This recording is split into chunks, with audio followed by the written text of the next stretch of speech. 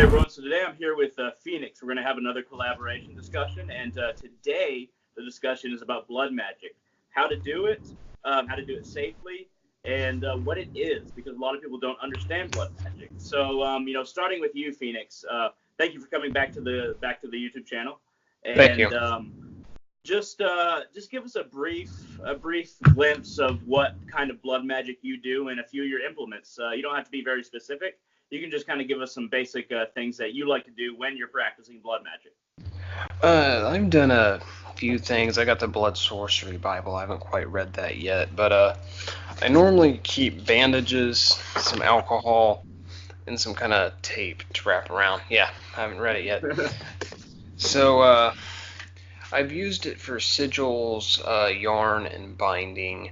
I've used it to give to gods and spirits, stuff like that. Essentially, that's about it. I have noticed something interesting is when women are on their menstrual cycle, just from me dating, a lot of them weren't aware, your thoughts manifest stuff. I was, and they could manifest way easier during that period. No pun intended. I've But it was, actually had several women contact me saying, can I use menstrual blood for blood magic? oh yeah. And honestly, I'm like, yes, of course. And that's honestly the cleanest blood that you can use for it, just as far as bacteria goes and things like that. But anyway, go ahead. But yeah, like I was saying, that period of the month, just from what I've seen, they manifest way more, and it's always been subconscious. I've never met someone who consciously does this, and a lot of it was negative shit. So that kind of helped me see before I really got into this. You can really use blood to have any kind of outcome you want. It's your kind of essence. It's a major sacrifice. And it's not what all people think. It's not all about summoning the devil or left-hand path or anything like that. Anyone can use this. It's been used through every religion, every spiritual practice, essentially, for the most part.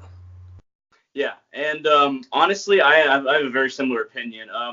Blood magic is misunderstood mainly because of the idea of using blood for something spiritual. That usually conjures up this idea that, it's a pagan sacrifice. By the way, the word pagan originally comes from the Roman before Christianity, which meant people in the country. And the idea of sacrificing animals, we actually kill way more animals nowadays than people ever did back in the day. Now, when it comes to animal sacrifice in Greece and in much of the East, the only time they ate meat, because they didn't have access to it in many, many countries, and all over Greece, because it was very high-priced commodity, was after they sacrificed it to the gods and they would consume it. So we have this idea of this terrible, sacrifice to the gods that is somehow worse than killing cows in a slaughterhouse, and just eating it for food and not having any spiritual significance attached to it. So that has always stuck with me as something that's very hypocritical about society right now. One thing I have noticed too is a lot of people who do use blood sacrifice typically raise the animal themselves, and they give it love and they thank it for its sacrifice, and it's very loving, and they kind of get an attachment to it, making it more sacrificial. That's really the only way to do it. Honestly, like it's not, you can't just, the best way to do it is not to just buy an animal off the market and then kill it. It's about you raising this animal, being kind to it, so that it is really a clean offering. It's not about, and then most of the time you actually eat the meat afterwards. So it's way better than a slaughterhouse situation. But for some reason, this idea of animal sacrifice has been imprinted in people's brains as being evil. But anyway, going on to the kind of blood magic that I do. I've been doing blood magic for many years, and I would like to recommend two books. One that is very vague on blood magic, and one that is very specific. So you actually mentioned the other very specific one, but this is Blood Magic, and it is by it is by Seth. I think his name is Damon Seth, something like that. And it's just called Blood Magic. You can find it on Amazon, but it's very vague as far as how you can manifest spells, how to exactly do spells. It just gives you basic ideas of what blood magic is. But if we're looking for something specific, something that actually tells you, okay, if I cut this part of my body and draw this and use it in this way, then I can manifest, this, it's better for this spell, it's better for that spell, it's better for manifesting what I want to in my life is, the Blood Sorcery Bible, which actually I read all the way through, but it's been a while, by Sorceress Cagliostro. And she's actually one that says that blood magic, as soon as the blood leaves your body, it actually becomes necromancy, which is something that people even associate with worse magic or whatever. But really, a lot of what she's talking about, it's not about using it for black magic or revenge. And, black magic it's very misunderstood. The idea of black magic, nobody really, the people who say, oh, that's just black magic, don't understand it. But she talks about how you can actually gain things in your life, more knowledge, gain more strength in this or that aspect. You can protect yourself. And, here's where to draw the blood. Here's how to do it. And, the parchment that you should use and things like that. So I'm going to go ahead and dive into implements. But do you want to share any specific implements that you found most effective? Or do you just kind of want me to dive into what I have? Go ahead and dive to what you have. I don't have anything too specific at this point. Okay. Well, the most, I guess you could say, traditional implement that I have is, of course, and I actually don't use this as much as I use lancets and razors, which I'll show, is, of course, the cautionary dagger, my ritual dagger that I've carved the name to and etched into it. And this is both used for, you can draw a little bit of blood with it. You don't have to go deep.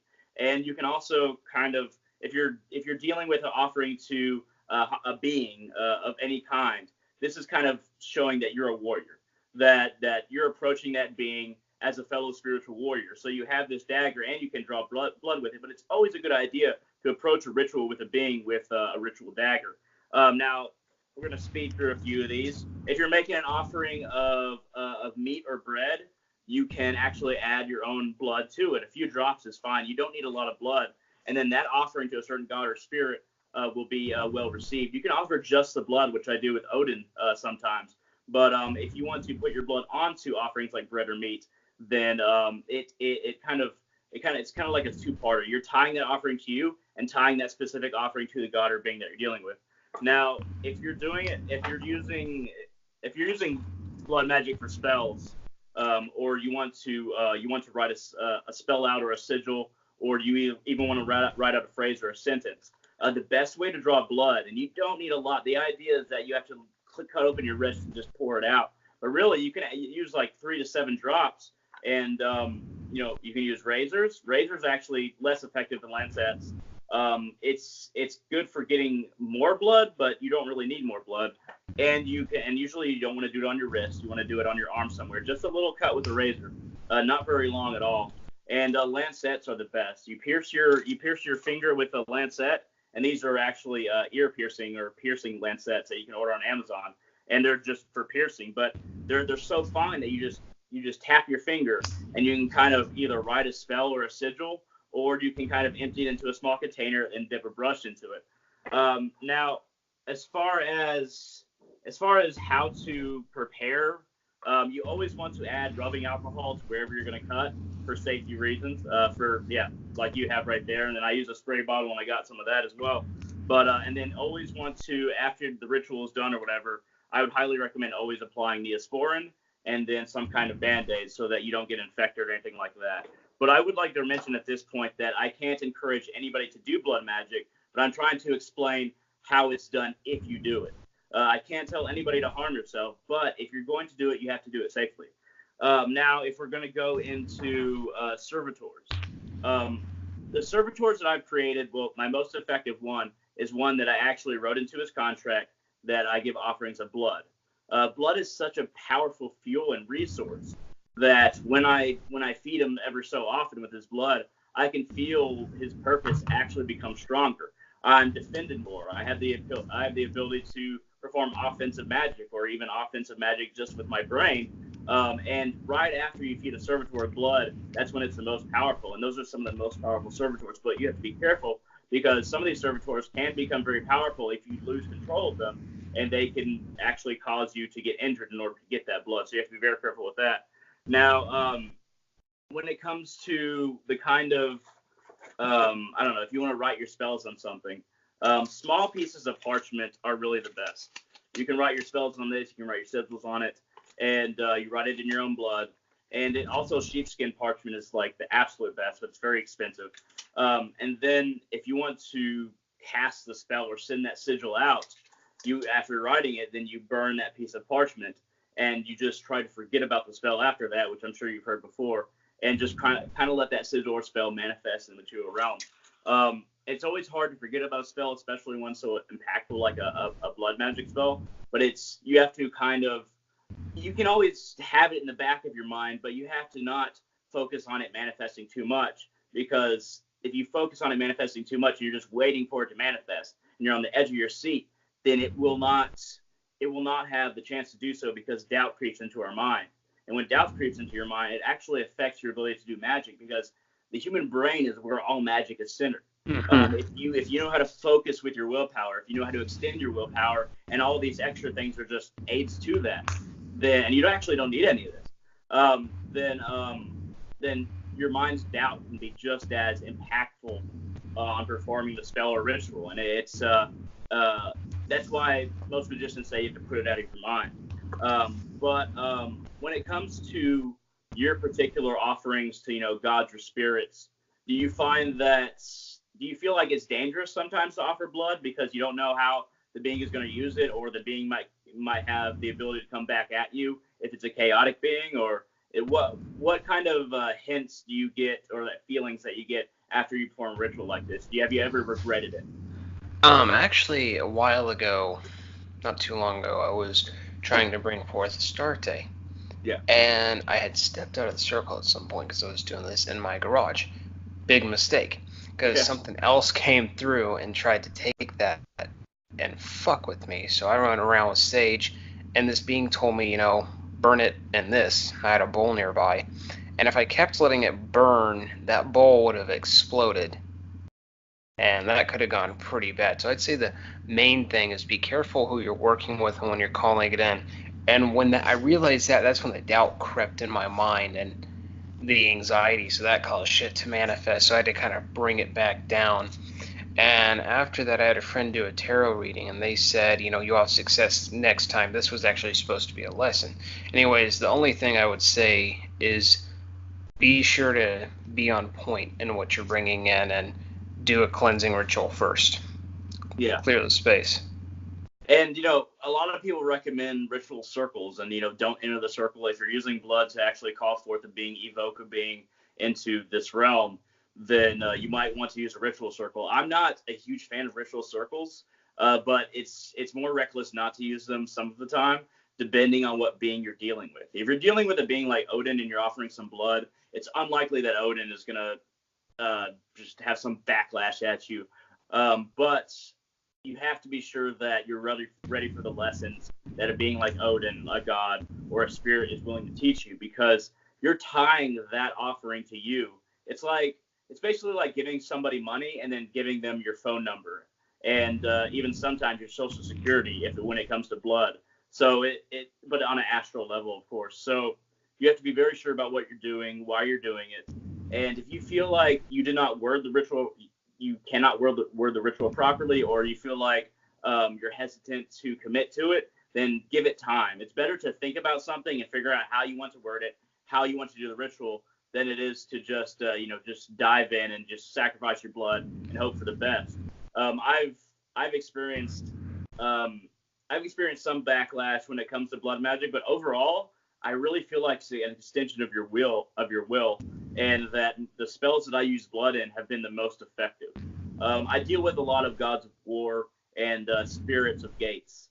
So when I enter blood into the equation, I feel like gates are more easily opened, and I feel like gods of war are more easily connected with. Not that I'm trying to get the ability to have great martial skill, but gods of war have to be considered on a more kind of obtuse level. The obstacles in your life are your battles. The people that come at you, maybe not physically, but in your life, trying to ruin you in this or that way, those are your battles for most of us. And of course, these gods of war can help you in actual battle or actual fights. And some of the fights that I've been in, I wish I would have had these gods of war beforehand. But it's always good to focus more on what you truly want and use the idea of that god or spirit in a more obtuse manner than just what our ancestors used as far as just having victory in battle, this or that. because the spirits and gods right now, they expect different things of us than they expected of us in the past. We're in an ascending age when it comes to my understanding. So since we're in an ascending age, the gods expect different things from us. They expect higher levels of orientation to the multiverse and to them and to the people around us.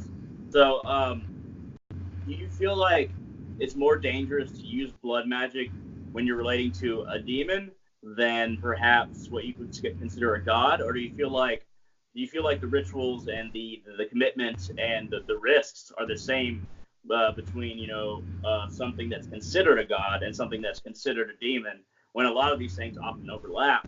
But do you feel like it's more dangerous to work with demons when you're dealing with blood?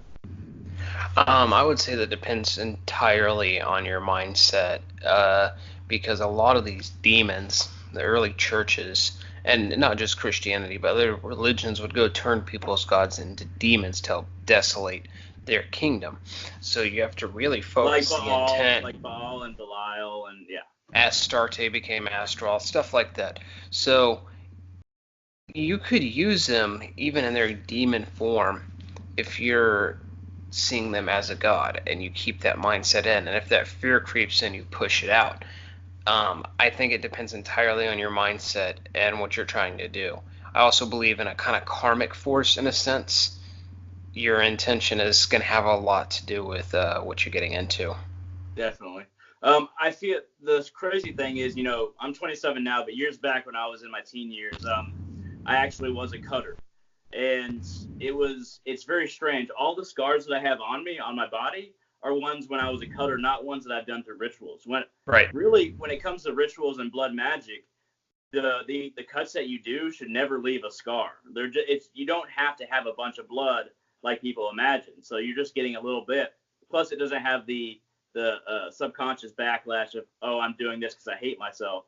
You should never do magic or cut yourself when you feel like, okay, you just hate yourself, and then you're just going to use this blood, might as well because it's there. No, you have to be doing it for a specific purpose, for a specific spell, for a specific ritual. It can't just be, okay, well, I cut myself because I dislike myself. I might as well use the blood. So every time you do this, it has to be very specific to what you're doing, whether it's feeding a servitor like I do, or doing spells, or whether it's performing a ritual and you're placing it in a chalice or a goblet of some kind. And you do not need to fill this. That's a lot of blood. Just a few drops in this will be completely fine. And what's interesting is that it's not just servitors you can create. You can create something that is like, this is going to sound strange, but a son or a daughter. So you have to combine your two levels of DNA. I'm not going to describe the other level, but I will say that blood is one of the halves. I'm sure that you can guess. The other half.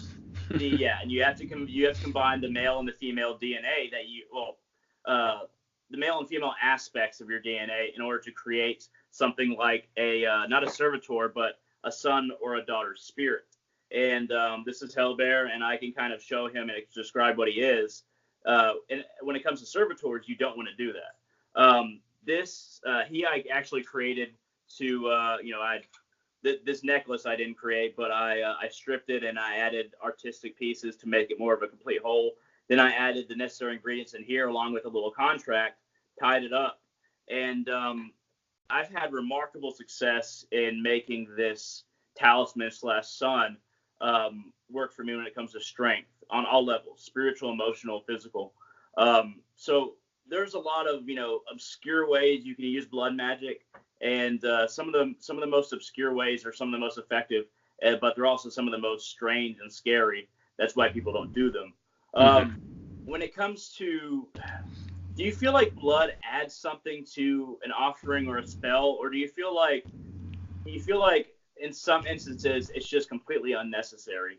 Do you feel like it's not proper to offer blood to certain beings, or how do you feel about that? I'm kind of undecided on that. I think certain things don't need it. Some simple things, unless you're really trying to get that quick. On that note, it's often said that it's not great to offer blood to an ancestral spirit. For some reason, ancestral spirits, like, they do not need blood to be offered to them, and offering it to them might bring them back and kind of overtake your personality in some instances. But this is kind of obscure knowledge that I'm throwing out there. But no, I believe you're right about that. But go ahead.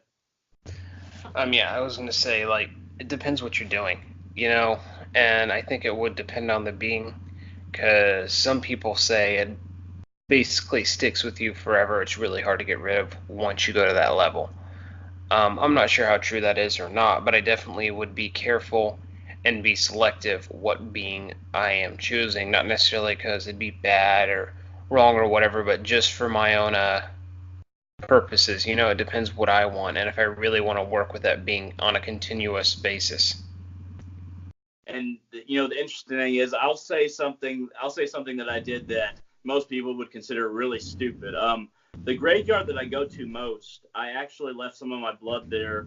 I'm not gonna say whether it was painted or whether it was put on a piece of parchment and placed kind of in the dirt. I'm not gonna say exactly what I did, but you know, beforehand and afterhand, when I told people this, it's like, that's very stupid. Do not leave your blood in a graveyard. It's like basically giving any spirit that wants your phone number, and they're gonna come straight to you if they want to mess with you. But there's also the upside that maybe they'll come to you actually collaborate with you in a way spiritually. But I've always had that tendency to kind of be reckless in certain little things like that. But I would not recommend leaving your blood in the cemetery or graveyard. If you do not have the right protection, then it actually can come back to bite you. So if you're doing a blood ritual, I'm just talking to everybody basically. If you're doing a blood ritual or blood magic, do not do it in a graveyard unless you know exactly what you're doing, and it's a peaceful graveyard. Because I've been to graveyards that have actually injured me, and I would never use my blood in that graveyard. The most